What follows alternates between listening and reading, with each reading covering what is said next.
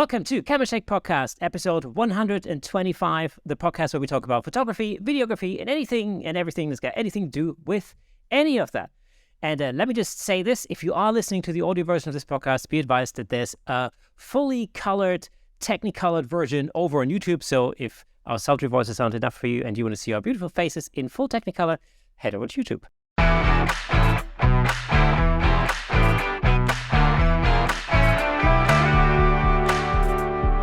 So in today's episode, we have another special guest on the show. I'm really glad that she's on the show today because we've been talking about it for a little while. Please welcome the internationally published beauty, fashion, portrait photographer, our photography speaker, and Kelby One instructor. Give it up for Siân Elizabeth. Siân, how are you? Hello. Wow, what an introduction. Thank you very much. I'm good, thank you. How are you? I'm okay. Yes. Yeah, I've been on a massive walk this morning, so I like, Feeling refreshed. Oh no, I'm not used to that much exercise on a Saturday morning. So right here, there you go. Siân, it's amazing to have you on the show. Thank you. I just remembered how we first met in person recently at a photography show. I thought it was hilarious. It was like, hi, I know you. Yeah, exactly. We were like literally walking past each other. It was like, wait a minute, double take. Oh, that's Siân. Hello. Yeah, I love the show for that though, because you just go there and because you've, especially over the past couple of years with COVID, you've kind of talked to people on the internet and then you actually see people in person. Like, is it that person? Is that what they look like? It is that person. I should go say hi. Yeah, and plus, there's so many people there that you might only know from, from YouTube or from watching, training videos or and you sort of think, is that? Oh, yeah. And so, sometimes I walk past Tommy a couple of times and every time I walk past him, I'm like, hey, wait a minute, was it Tommy? Yeah. And then it sort of eventually clicked. But it was a good show, actually. It was a really good show, actually. And it was so good to just see everyone and all the brands kind of all back there under one roof to go and have a look and try out new things. And of course, spend some money that you don't have. Yeah. But no, it was really good. But it's a shame that it's not going to happen next year, but completely understandable because they want to change it back to March, which I think is probably a better time for most people. So definitely looking forward to March 24 now. And I think it's going to be huge because now everyone's kind of wanting to, get back to it and see everyone again. And it's going to be a really good one next time. So can't wait for that one. Exactly. Yes, it's a year and a half. So for anybody who's interested in coming to the photography show, which if you are anywhere close to the UK, I highly recommend it. Although we also, there were lots of people who flew over from abroad to be at the show. So many. There were so many. And so, if you are interested in coming to the show, then it's going to be March 2024. In fact, book those hotels quickly because they get full up. So. Oh my God. Yeah, I had a bit of a thing. I actually got upgraded to my hotel, luckily. Oh, really? Oh, that was nice. Yeah, it was nice. My first booking didn't go through for some reason, but that was a problem on the hotel's website, and then the second time I went through and everything, but then they want you to use an app to check in and out and everything. Right. Okay. Yeah. Which is cool, no problem. But then when I set up the app, I got this error message saying like, oh no, you're gonna have to talk to reception when you get there because it's not working. I'm like, oh God, what's the point of this app then? Da, da, da.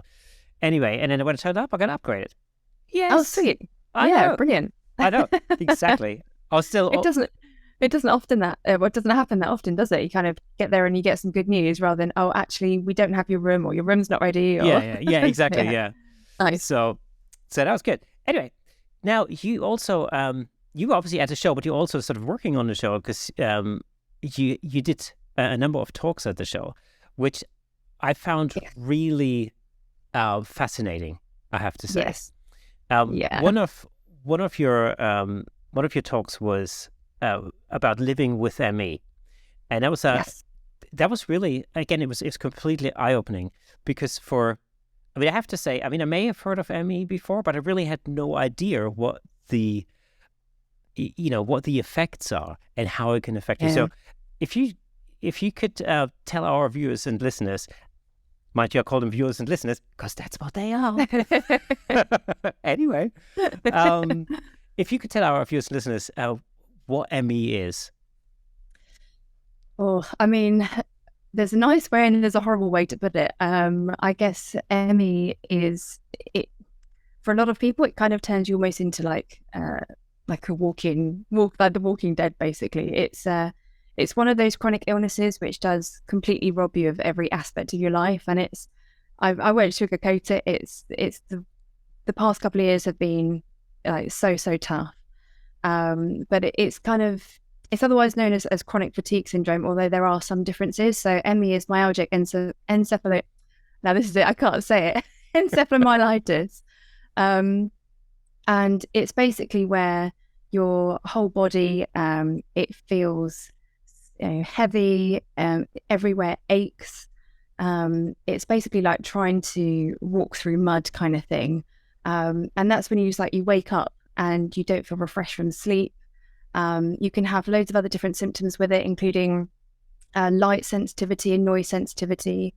You should have nausea. I mean, there's all these other different like sub symptoms that you get with it, and it's definitely been a learning curve, and it's been tough to try and kind of find out what works for me and what doesn't work. And say going through the pandemic and having to learn to go through it without much help, because at the time obviously all of the medical services were basically concentrating on COVID. So I had to go away and do a lot of kind of research on myself and find out what it was. And actually a couple of my friends live with ME too. And over the years they kind of, found what works for them, and they gave me some kind of tips on what works for them and whether it might work for me too. So the main thing with ME is pacing, and you have to learn how much energy each activity or thing takes. So for instance, this podcast today might take 3 spoons. Now there's a whole theory about it. It's called the spoon theory. And for healthy people, you have like unlimited spoons every day to use. And you could use like 3 spoons on, say, going on the internet, or 2 spoons having a shower. It could be 4 spoons going for a drive and that kind of thing. And for healthy people, you have like unlimited spoons. But for people with chronic illness, you have a limited amount of spoons, and they don't roll over to the next day. So where you may have, like, for instance, 100 spoons, I might have 10 for the day. And of that, say 2 is for, a shower, 3 is like, a podcast or something. And then once they're gone, that's it. I can't do anything else for the rest of the day. So it's definitely a learning process, and learning how to use that energy and focus on things that matter, and don't get, kind of annoyed at yourself, because it's difficult, because when your brain sometimes is ticking over and you're like, oh, I want to do this, I want to do that. And then your body's like, no, not today. Sure. So yeah, it's tough. It really is tough. But, I doing the photography show, when I first got the confirmation that I could, be on stage and speak, I was in a much better place. And then when it came to September, my symptoms had got a lot worse. So that lead up to the photography show, I was kind of resting as much as I could and doing everything to try and just get there. So instead of worrying about, oh, will anyone turn up to listen, or, will I be nervous up on stage, or what if I forget some words or anything? None of those things kind of even entered my mind. It was like, am I even going to get there? So it's a learning curve, and there's a lot of people out there who have not just ME, but chronic illnesses and chronic pain, who I feel like, because now I'm going through it, I feel like perhaps we're forgotten about a bit. We still have the same dreams and the same desires, and we still want to go and do stuff and achieve things, but the world is very ableist, if you like. There's not a lot out there for people, who are suffering in silence, I guess. So the talk for me was important to try and share, kind of give a voice to those perhaps that were, that haven't had a voice before. And I know that sounds a bit corny, but I've been trying to find people, to look up to in the industry who might be in a similar situation. And actually after the show, I had so many people contact me who were there and said that, listening to how I've adapted and things that I've done to be able to still do photography, they said it meant so much to them, and it inspired them. And yeah, it's kind of helped them in a way to go, well, I'm not going to compare myself to a healthy person because it's unfair. It's not a fair battle. So the responses I had were just, yeah, they made it all worthwhile. And the crash that follows, yeah, it made it worth it because it was brilliant. Yes. So, I mean, I sat in the audience, I listened to your talk, and I have to say, I came away thinking, wow, I thought it was really powerful. thank you. Because it applies to people who suffer from, illnesses like ME, but it also applies to many photographers who suffer from, for instance, mental health issues that are not visible, or conditions generally that are not visible. It's relatively easy to see that somebody's disabled when they're missing a leg. Yes, But when when there's nothing visible about a person, is for any able-bodied person, in inverted commas. It's so easy to forget that not every, just because we can't see something very specific, it doesn't mean that somebody is 100%, capable of doing the same things that you can do. I mean, I sometimes find that, this is in no way comparable, but I sometimes find like, oh man, when I was 20, I would do a lot more things than I can do now. Just keep it up with my daughter is difficult. Yeah, age is a whole other factor, isn't it? It's like everything starts to creak, and it's that, and but it's also like I mean, I think the way that you described use of finite resources of energy in spoons is actually a really good way of describing that. Because I come across that sometimes where I find like, it's like 4:00 and I'm done. Like my energy levels are gone. And there's just really nothing else I could do. And it's, in my case, I don't think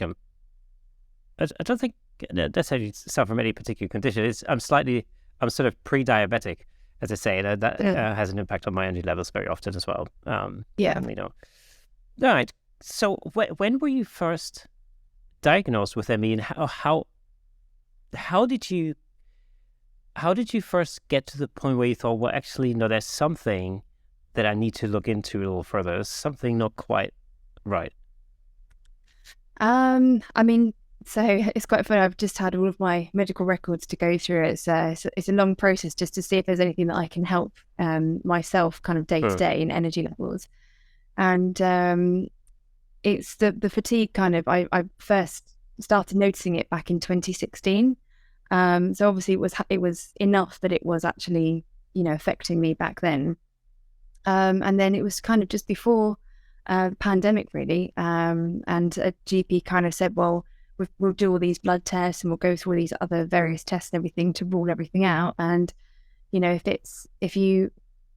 think they describe it as if you're 50%, if your energy levels is 50% of your normal energy for a period of 6 months or longer, then that's when they kind of start looking at, CFS or, chronic fatigue or ME. So, but I had a lot of muscle pain as well, which is why they said ME. Because I think, sometimes it can get blurred. They're chronic fatigue and ME, they're very similar, but there's, there's a slight difference between them. So, it was kind of, it wasn't something I wanted to hear. And I think it took me, I think it's still taking me time to kind of just to process that. And every day actually is kind of a grieving process. I wake up going, oh, today I want to do this. And then, I have to rein it back in and go, I can't. And it is difficult because I always feel like I'm a bit behind. But then I'm learning that I have to work with my body when it allows me to do things. And I have to just still be grateful that, I can still do things, because there are people out there who are suffering with severe ME and they are completely medbound. And, I wish them so much love and everything, because it must be so difficult. I found it enormously difficult. And, say people living with long COVID now as well, they're very similar to chronic fatigue. So, there's more, I say since COVID has happened, there's, I think, more funding and more research and more interest into the crossover with chronic fatigue and ME. So in some ways, obviously, the pandemic was horrible for the world, but for those living with ME and chronic fatigue, it's kind of almost been, like not a lifeline, but people are taking it more seriously, I think. And so there's I think people are taking more of an interest in looking at why it happens. And there's a huge, it's called Decode ME, and it's a huge, I don't know if it's international or if it's just UK, but they're doing a big study for everyone's DNA sample for those living with ME to see if there are any genetically different parts in their DNA to see, if they can find a cure, basically, or to find if there is a difference that can help. So, did I mention that brain fog is one of them? So if I, one of the symptoms. So if I say something doesn't quite add up, just give me a minute. Well, isn't it amazing how far medical technology has come that we can look at, the DNA of people and find similarities? There's a funny story, completely unrelated. Well, except for the DNA part. I went out with some friends the other day, and my friend Mark and his wife were there. They went, guys, we've got something to tell you all. And we're like, are they pregnant? Because well, we've been doing this DNA ancestry thing. We've been taking part in this program, and they basically decode your DNA and they find out where your family history lies and where your ancestors come from. And well, we're both Jewish, so so it all goes back to the Middle East, which is which was obvious. Okay, cool.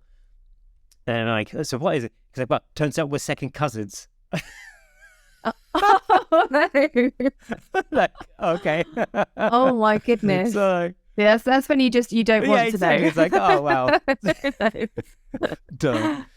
Anyway, you during your talk, there was one image that you used, which was I thought was really quite powerful, where you're describing the effects of ME. But when you have, when everything comes crashing down, you said it's like a ton of weight sitting on your body, and you just can't move. Yes.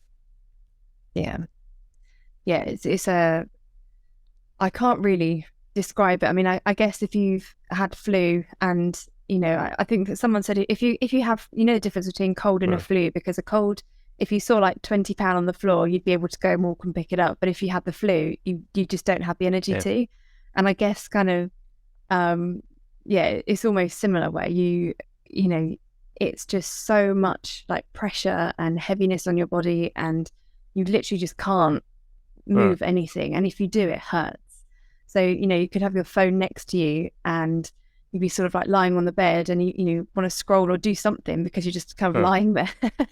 You can't lift your arm, and if you do, it's like it's basically like a ton weight that's weighing your whole arm down. So it's it's horrible. That's no other way to describe it. It's horrible.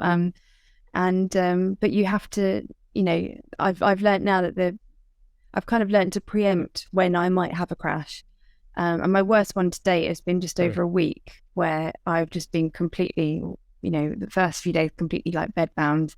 And then if I need to kind of walk around, I've had to have my partner help me. So it's just, it's not where I expected my life to go, or how I imagined, things to be. But I guess you have a choice, and the mental side is difficult. You have to, when people say, stay positive, it's like, it's hard. It's hard to stay positive when you're feeling all of those things, and when it's happening to you. But you do have to choose, and you have to go, well, I'm going to feel this way regardless, so I'm going to try and be a bit more positive, or say this will pass, and just think of when what you're going to do when you get out of the crash, but don't overdo it, because if you overdo it, you go back into a crash. So it's hard finding the balance, and so I'm still doing it. I'm still finding the balance, and sometimes I get it wrong. But I think it's everyone's individual, and can you have to try and judge it for yourself, really. And of course, you've got to arrange everything in your life around that somehow, whether it's work photo shoots, for example. Yes. How do you deal with that on a sort of day-to-day basis? So I mean, it's really difficult. How I've kind of got it now is, if I'm doing a shoot on, say, Wednesday, I won't do anything like the week before. So I just kind of rest, and it'll be like admin or perhaps editing on the laptop, or, doing mood boards, for instance. So things that take kind of minimal energy. And then depending on how long the shoot day is, I mean, I know that I can kind of do 3 to 4 hours shoot time. That is still taking breaks in between, but over that, it gets difficult. So I've had to try and limit, obviously, what I do. And then, so if I do like a 4-hour shoot, and then the kind of few days after that, I will then have to rest.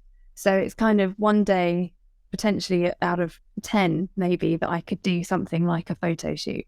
And even then I have like the repercussions. So yeah, it's difficult, but I'm learning to live with it. And if that's what it takes for me to still be able to do some photo shoots, then I'm happy with that.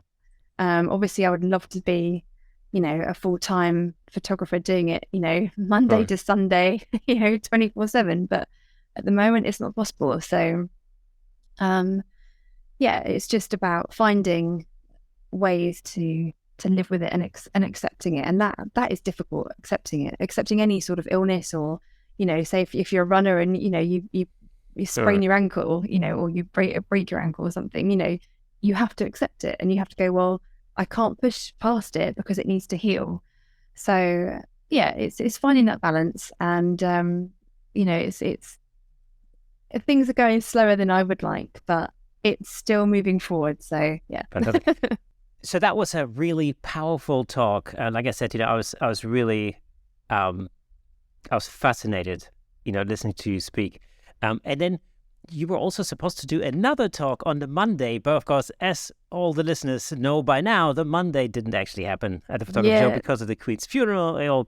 Some things got moved to the Tuesday, I believe, and some things had to get cancelled because of time constraints.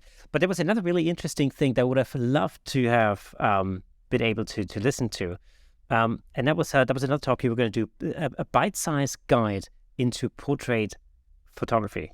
Yeah, obviously they were right to kind of cancel the show on the Monday, but I was so looking forward to this one. I had it kind of all planned out and everything. And of course, moving away from the chronic illness, the chronic illness talk was so personal. And it was a difficult one for me to kind of be vulnerable in front of other people. But this one was kind of just photography related. And yeah, I was super excited about it. But it's still going to be in the works. I'm going to kind of record it and either put it up on my YouTube channel, or it will be out with potentially a partner, with a sponsor. So watch this space. It will be coming at some point. So I won't give too much away. But yeah, it's just a bite-sized guide about getting into portraiture, which I think, it's a good way to kind of learn some quick tips so you can go away and start it for yourself. What do you think is the most important aspect for somebody who's thinking of getting into portrait photography? The most important. Okay. There is a lot of important parts. Yeah. So, I would say just practice. So with whatever camera you have, it doesn't have to be a fancy camera. It doesn't have to be full frame, crop frame. It can just be your phone. Just get out and start taking pictures of people. So your friends, family, strangers on the street, if you want to, just to kind of be comfortable with approaching people and having people in front of you. Because it's so often, you can see portraits of people and they're great, but you can tell when someone's connected with the photographer. So I think just getting confident, and then once you have that, of course, then you can kind of direct people and how you want them to stand, and then what light you want to use, and it kind of goes on from there. So yeah, definitely just whatever camera you have, just get out there and start practicing and have people in front of you and see what works. So I think that's the main one. Yeah, you're absolutely right. I often think, there's the technical side of it, and that's really something that I think anybody can learn. Anybody can learn how to light a human being in a sense. Yeah. But then there's the creative part. And so, often I think photographies are split into these two things, the technical and the creative. But I always think of a third element in there as well. That's particularly true for portrait photographers, and that's the communication part. Yes. It's how you communicate with your model, or with your subject, that is so important. And I know this from shooting headshots, especially corporate headshots. Where you have somebody in front of you who's not used to being in front of a camera at all. They need all the direction they can get because they really have zero idea of what to do. How do you? What do you think is maybe sort of one of the most important things when it comes to communication with your model? I mean, so it depends. I work with, say, models and, if for want of a better word, normal people. And some models come in and they kind of already know what they want to do or know what they want to, say, pose and everything, and that can actually work against them. So I think the main thing is when you first kind of meet whoever you're photographing, just build a rapport and just talk to them about normal things like what their interests are, what they've been up to that day, whether they're going on holiday, I don't know, just general questions, really. Yeah. Because then when they're in front of your camera and you can see they're a little bit nervous, you can then go back on those questions and you're building a conversation. Then all of a sudden you just see like their shoulders kind of relax a little bit more. Uh-huh. They're kind of just talking to you as a, person to person. So it kind of breaks down that, I think that barrier, really. So just striking up a conversation, just, they're not an alien in front of you. I've seen some people and they're like, a model kind of goes in front of them and they freeze up, and it's, the model is not going to bite. So just have a general chit chat and ask some questions, and that's when they start to relax as well. So it just builds up that rapport between you. Yes, building that rapport is super important. What I tend to do is with the headshot session is I tend to spend the first 10 minutes just over a coffee, or a cup of tea, just basically sit down talking about, I'm trying to find out. I mean, I'm trying to find out who that person is that I'm about to photograph. You're getting that caffeine in them as well, so they kind of exactly. That's the other thing. But also, it's like I'm trying to find out who they are, but at the same time, I'm studying their face already. They don't know that, but I'm sort of. I'm checking out their features and thinking about, how am I going to like this person? What's going to look good? And of course, as I'm talking to them, especially with headshots, it's really important to understand what profession they're in, and and what the headshots are being used to you are used for, because that's going to inform how I'm going to portray them in the photo. Obviously. So, but apart from everything else, it's just a really great icebreaker. And it then gives you more ammunition later on when you're starting the shoot. It gives you a chance to actually come back to those things that you've learned about this person and then just strike up small talk. Exactly. Yeah, exactly. And it's funny because a lot of so I shoot with a lot of like new faces and models who are kind of, say 16 to 19 years old. And I think one of the best things to break down, like I guess them being nervous in front of the camera, is I'll kind of talk to them about their music. Now, I thought I was with the Music Times and everything, kind of, on top of everything. I don't know any of the top 40, I don't think. No so when I talk to them, they're like, oh yeah, I like this person. I'm like, who? Oh, goodness gracious, I don't even know who these people are. But then I'll go and put their music on. So then they relax a bit more as well. And then I kind of talk a bit more about, the artist and why do you like them, and that kind of breaks down that age. I know, like, obviously there's a I'm not hip enough to know who the person is, but it breaks down that kind of, I'm the photographer, you're the model, and actually we're just friends having a good time kind of thing. Yeah, exactly. It's just getting, it's connecting with somebody on a human level. I think that's the important part. I do this. I've mentioned this on this podcast many times, but I do a portrait series called 3 Hits in a Row, and the idea there is basically that I sort of coax really ridiculous expressions out of the subject, and that's really, I mean, in a sense, that's really difficult to do if you don't know that person, and you need to build up that trust first, and it's. This is the challenge actually in this particular type of project. The challenge is to get under somebody's skin and create that connection, that trust in like 30 minutes, or like 45 minutes or something. So I can basically get them to the point where they just don't, give a damn anymore about what they end up looking like in the photo. So, Yeah. but that's, I agree with you. It's, making a connection and building that rapport is so super, super important, regardless as to Absolutely. whether you're shooting, I don't know, business people, actors, or models, for example. Yeah, and actually, what you just said there about getting people to pull funny faces. So I actually do that with my models as well, and I've got a whole. I should release the images actually, because every model I kind of work with, it's normally towards the end. I'll just say, "Oh, come on, then just give me a crazy look or something, or a crazy one." Yeah. And because they've kind of settled in and they've enjoyed it, at the end, there's always like just one picture that's completely, wacky or whatever.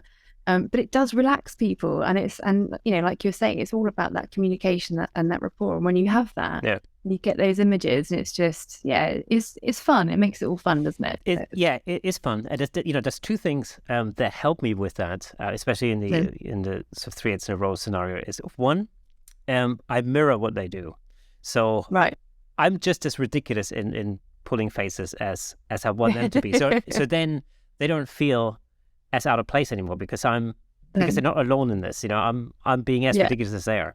But the other thing is I ask them to bring 3 objects with them that mean something to them. Three things that either are descriptive of what they do for a job, or or something they love. Something that's just dear and special to them. And that is beautiful ammunition for conversation. Because you can go straight in there and go like, oh, what is this? Why have you brought this? Like, what does it mean to you? Blah, blah, blah. And then they start talking, oh, well, this is, this used to be my grandmother's and blah, blah, and it's been in the family forever. And you could just dive straight into that, and you can build up that conversation. Yeah, absolutely. So I find that really helps in this particular case. So I was to say, I can see actually on our shelves, we've got the cameras and Lego. We match. Yes, 100%. Yeah, the shelves are. Yeah, you've got exactly. I think you've got exactly the same shelves as me. Beautiful. We've got the same shelves as well. Yeah, they're really good. Yeah. What is it? What are they called? Reconstituted scaffolding boards or something, or whatever they're called. Yeah. Very good. Brilliant. Awesome. Because you're down at you're on the Isle of Wight. Is that right? I am. Yes. Yeah. Cool. I just think Where are you again? I'm just outside of London. Outside London. Yeah, Rickmansworth, Watford. Oh, I know it. Yes, I know it very well. I've got some friends that live there. So in Rickmansworth. Wow. Yeah.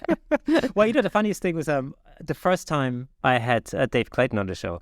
We were chatting, and so we're talking like, where are you based? Oh, I'm in Rickmansworth. He goes, oh, really? I used to live in Rickmansworth. I'm like, really? Whereabouts? And he goes like, oh, this street. And I'm like, seriously? That's like, I mean, that's 150 yards that way.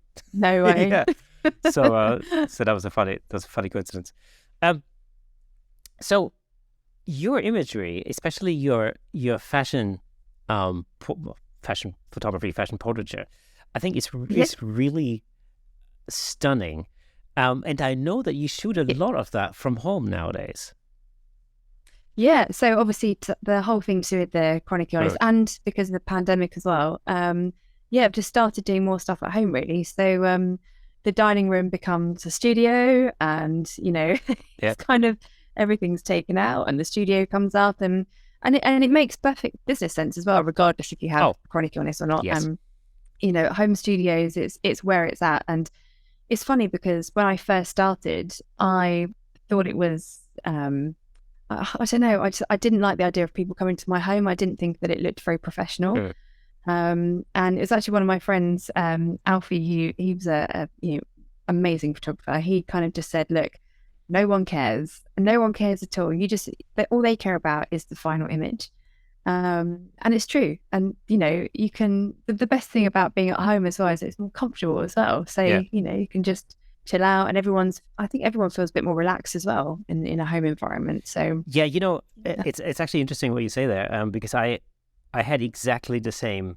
I went through the same thought process when I first started shooting from home, because we had at one point we had an extension built to the back of the house, which is not very big, but it's sort of the perfect little shooting space, especially for headshots, and I can probably do like a group of 3 in there or something like that.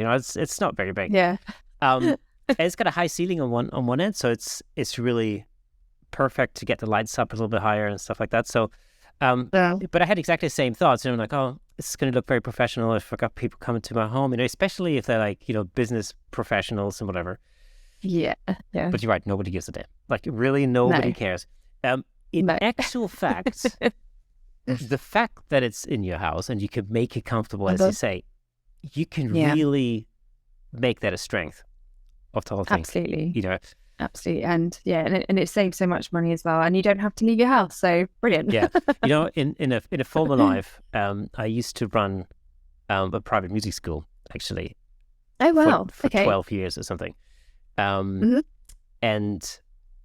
And that included premises like a concert hall and classrooms and office and studio and all the rest of it.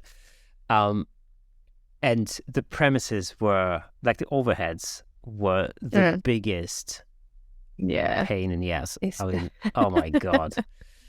For any business, if you can slash the overheads for that, it's just... Yeah, absolutely. Actually, so do you play music? Because I was listening to the one with you and Mark's saying that he does... What is it, West Ends or something? Does he sing? He said Mark's a singer. Yeah, he's a West End leading performer. So in my former life, before I've also performed on the West End. Really, have you? So as a singer. Oh wow! No way. Yeah. Awesome. There's at the Palace Theatre in London. So it was interesting to hear that, because obviously you don't really, you speak to all different photographers, but you don't hear about the little nuggets of information of their previous lives. So. Yeah, I mean, on one hand, it's funny, but on the other hand, it makes perfect sense, because I think we're all creative people, and for a creative person to be involved in multiple creative disciplines, it's kind of a no-brainer. Yeah, absolutely. Music is I think it makes perfect sense. We've had quite a few guests on the show who are also musicians. Right.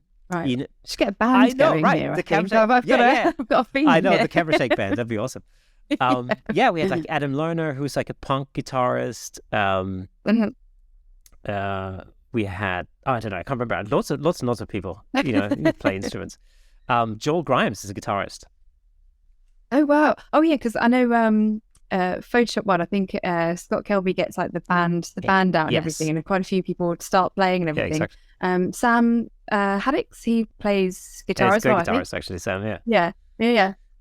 So it's quite a few people. Yeah, I want Katie and Sam are going to come on the podcast in a few weeks. That'd be super interesting, because I could quiz Sam about guitar playing as well. That'd be fun.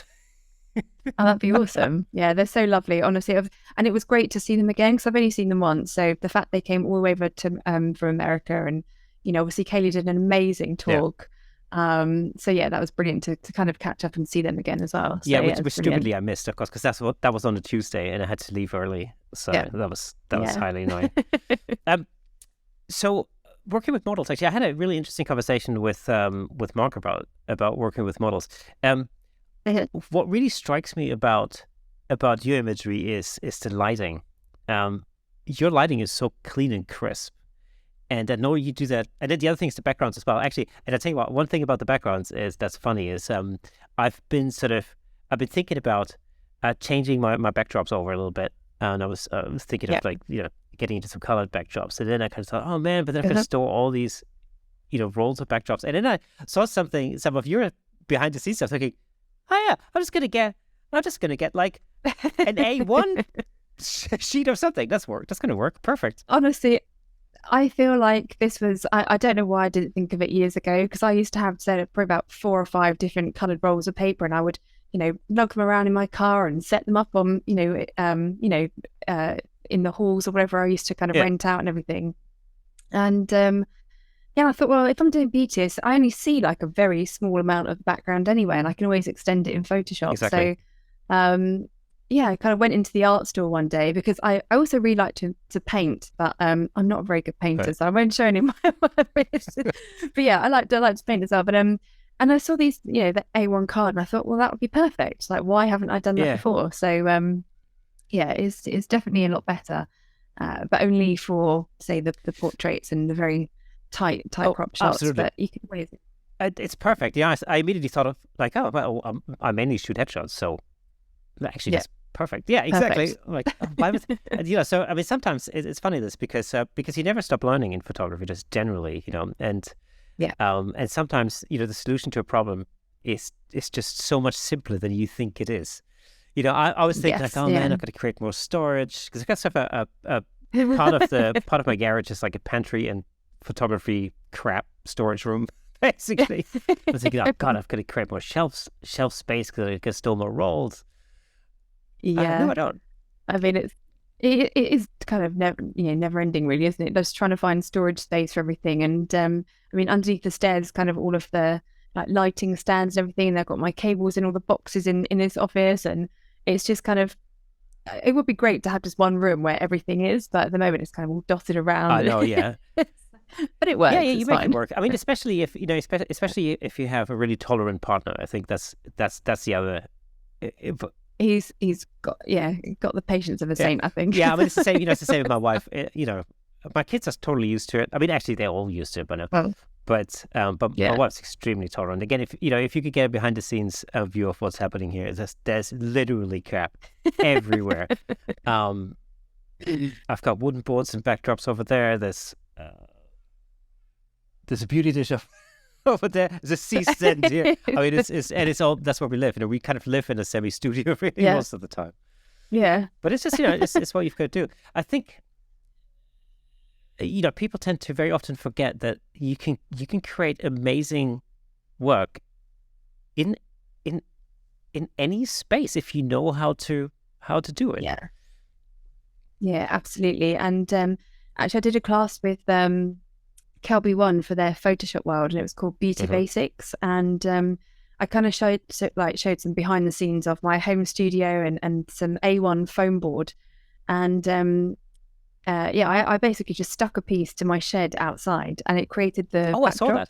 Yes. And because and because the lighting where the shed is, it's sheltered from the sun, but it's just a lovely light. And all I need is that backdrop. Just stick it on the back of the shed with some duct tape or gaffer tape, and you've got a makeshift studio. And it's just so inexpensive and easy, and anyone can do it. So it's just finding those little places and being seeing the light, basically seeing where you can do shots. Yeah, that's a really important aspect. Seeing the light, and also I think realizing that you don't need to own 5 really expensive studio jobs or something. You can do all this. No, but it's nice to. Yeah, and it has advantages. Absolutely, 100%. But no, actually, the past 3 shoots I've done, actually, I've set up all of my studio lights. And I've tried a lighting, what I thought I wanted to do for that particular shoot, and actually I didn't like it, so I went and used natural light only. And actually I used my Profoto B10s on the modelling light and did the color temperature correction on there, and I ended up just using them as constant light. So yeah, it doesn't have to be, like you're saying, expensive lights and everything. It's just find what works for you and just experiment. And that's the best part about photography. And like you're saying, you're always learning, and the best way is just experiment and see what works and practice. And if it doesn't work, it doesn't work. Just go on to the next thing. So so learning how to see the light is really fundamental. And then it really doesn't matter whether you use because you can use speed lights, you can use studio strobes, you can use natural light, and of course you can use reflectors, and you can block the light, for example, or you can soften the light. As long as you know how to read the light,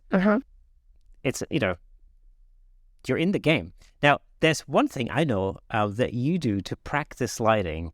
Tell us a little bit about that.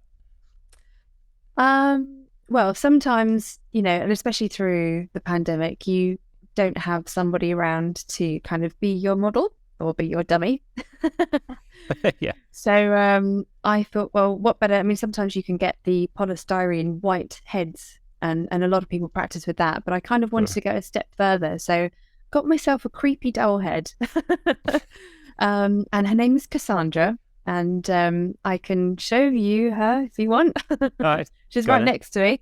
Right, wait for it. This is Cassandra. Excellent.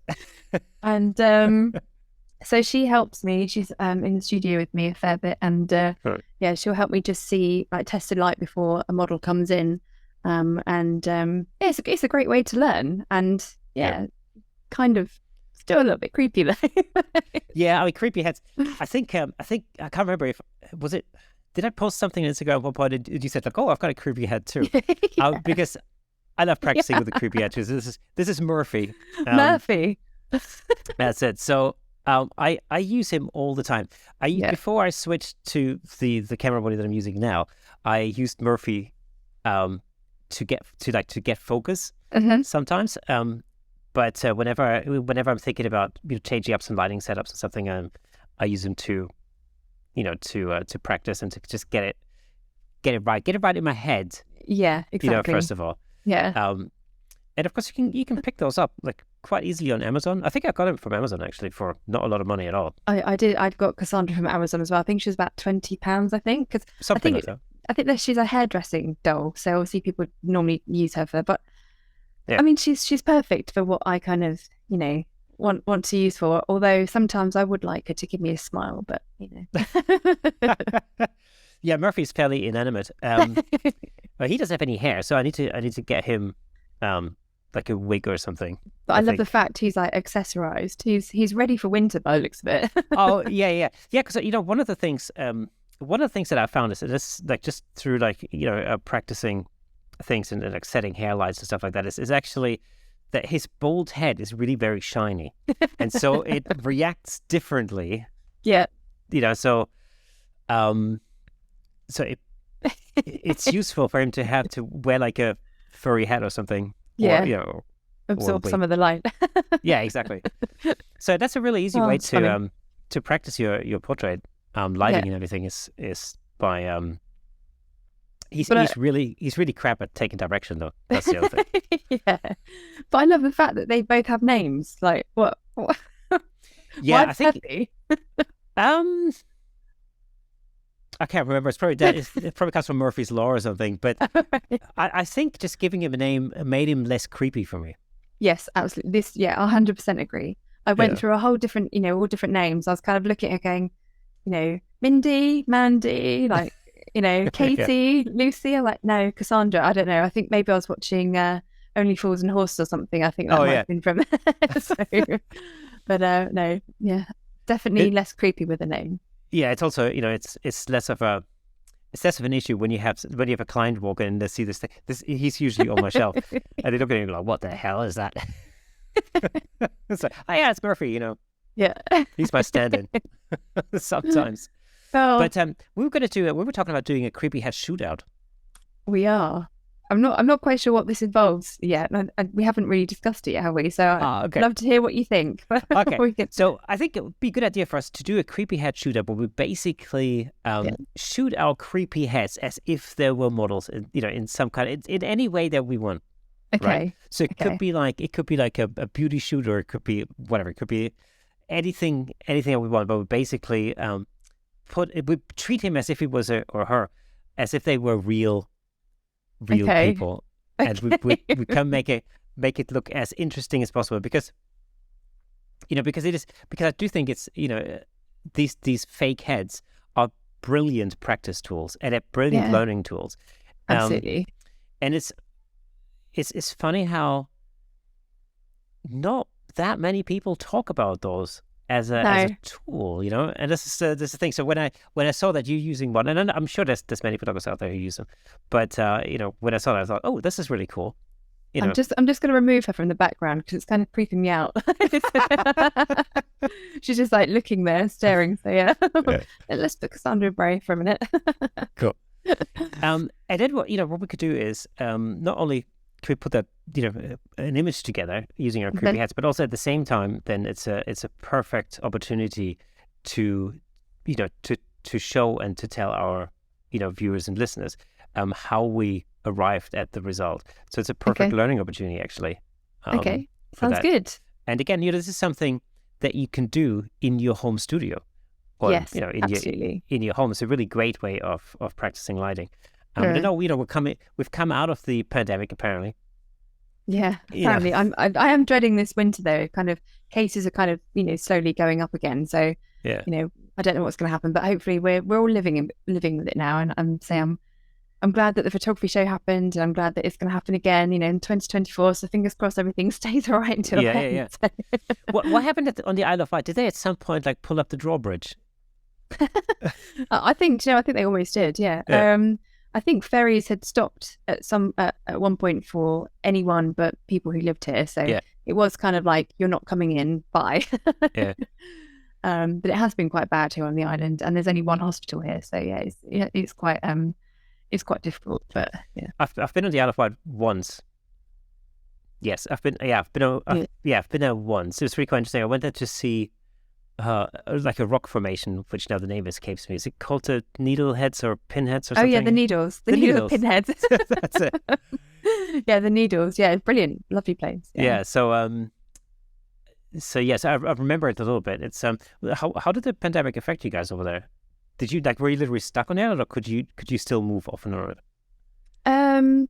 Yeah, kind of move off and on a little bit, but you didn't really have to be honest. So it's everything you needed is here really, and so we only live 5 minutes from the beach, so great. It was kind of nice and to kind of go and have the whole beach to yourself and no tourists. So it's good. Oh yeah, of course, yeah. I mean, I remember it. The one time I was there was probably about maybe 4 years. I guess 4 years ago, before the pandemic, so maybe 4 or 5 years ago, and it was pretty rampacked with tourists. Yeah. It's been really busy this summer, actually. It's been, it's always too much. And I think, but now people are starting to go abroad again. Hopefully it will be a bit quieter, and the UK seaside destinations. But it definitely has made a huge difference here. So. Yeah, it's a great landscape down there as well. That's the other thing.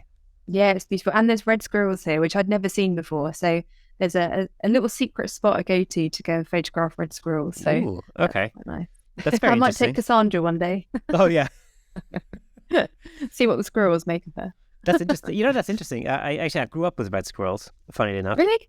Yeah, because in the south of Germany where I grew up, all squirrels are red. Oh wow! And so for you, it's normal for you. I'd never seen a grey squirrel before.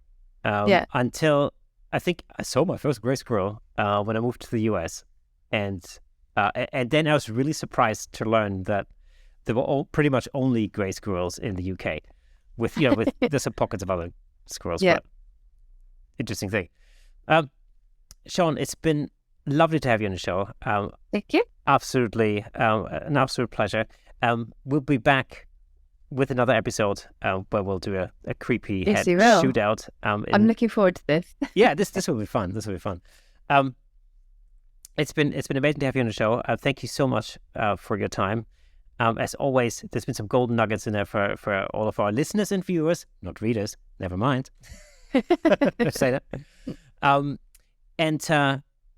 So watch out for the second part of this episode where we'll be going into depths of how to shoot creepy hats at home. Brilliant. I love it. Excellent. So we have come to the end of this week's episode. This was Camera Shake Podcast episode 125. Remember that if you are listening to the audio version, head over to YouTube where you can see our beautiful faces in full Technicolor and listen to our beautiful voices in stereo sound. Anyway, that's it. We'll be back next week.